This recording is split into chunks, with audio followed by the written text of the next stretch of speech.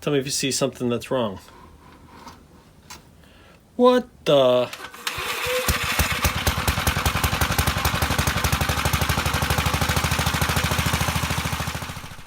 Alright, the bottom oil pan is on. I got the gasket on. The bolts are torqued. This plate is on and torqued. Now, it's just a matter of lapping the valves and putting the valves in. And then once those are done, I'm going to test the compression relief and see how much the exhaust lifts up. Hopefully there's not an issue with the compression relief.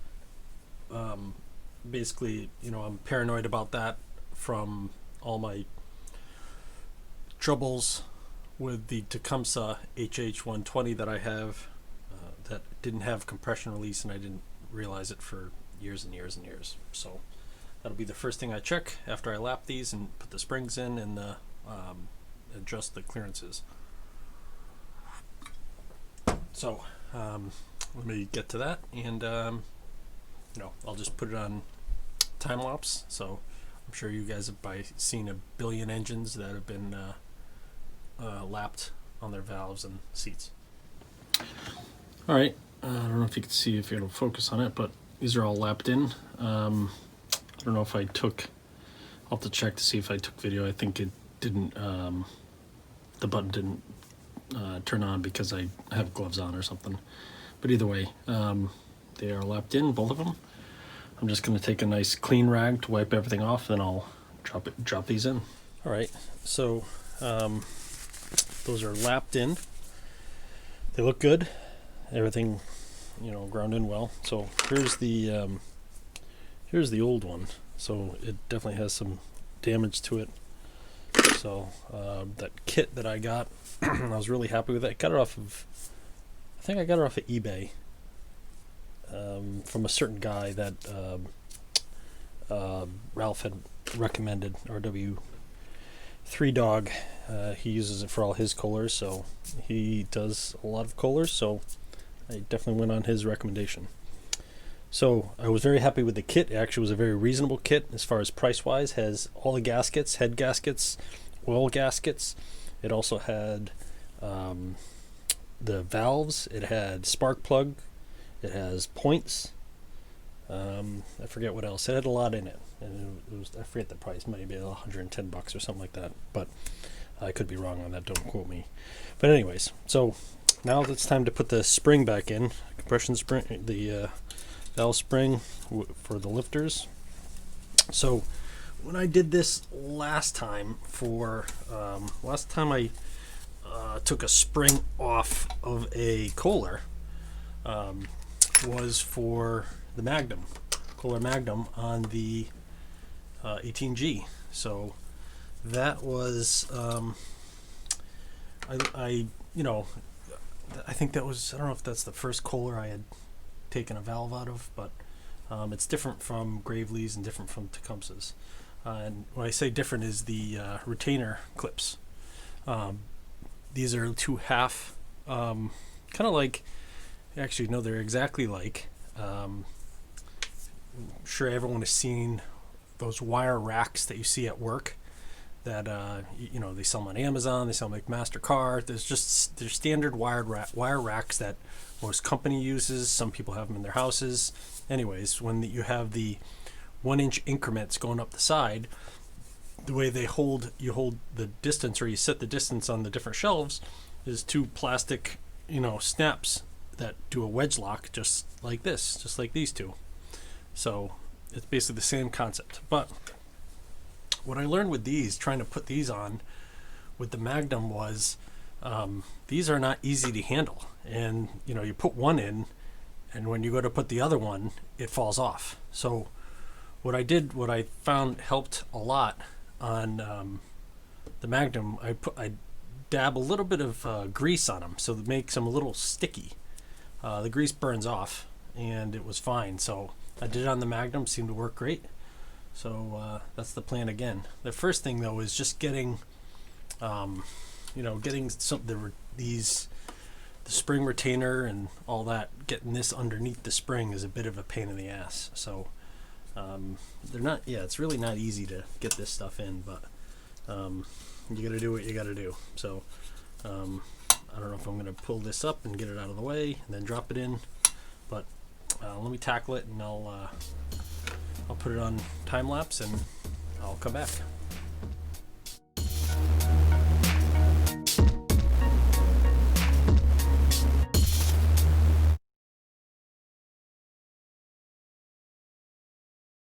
Alright, here it is. Now it's the way it's supposed to be. I got the upper retainer, the spring, lower retainer, and then the little retainer clips. Yeah, I was screwing it up before, so it's not really overly clear in the service manual. The pictures aren't, they're black and white, and they're, you know, from a distance, so the SOP is not that clear, so oh well, I got it. It looks good now, so I'm just going to release it, and this one should be good. And now that I've done this one a couple times to get it right, the next one should go quick.